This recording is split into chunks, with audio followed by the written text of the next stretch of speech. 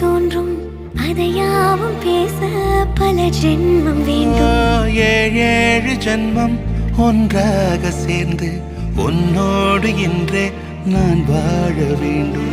காலம் முடியலாம், நம் காதல் முடியுமா?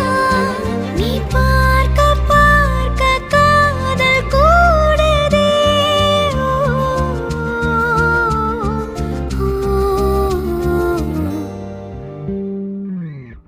உன்னாலே என் நாளும் என் ஜீவன் வாழுதே.